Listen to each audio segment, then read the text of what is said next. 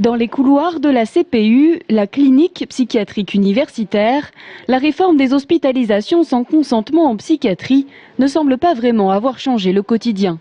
Pourtant, cette réforme pèse lourd sur l'organisation des services. Par exemple, la réforme instaure une audience obligatoire avec le juge des libertés et de la détention afin de déterminer si oui ou non le patient doit être hospitalisé. Une audience qui peut avoir lieu à l'hôpital comme au tribunal. Un déplacement parfois difficile à gérer.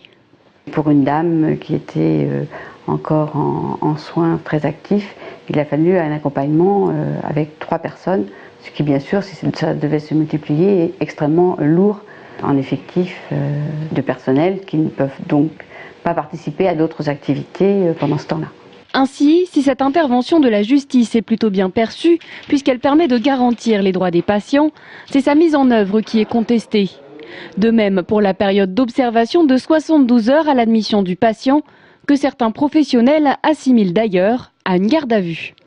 Ça ne veut pas dire qu'on garde 72 heures quelqu'un à l'hôpital obligatoirement, c'est-à-dire que dans les 72 heures et à 72 heures au plus, il faut déterminer un programme soin ou une hospitalisation du patient. Alors c'est vrai que cet aspect positif est contrebalancé par la multiplication des certificats. C'est-à-dire qu'il y a un certificat de 24 heures, un certificat de 72 heures, un certificat d'admission, ça multiplie la charge pour les psychiatres.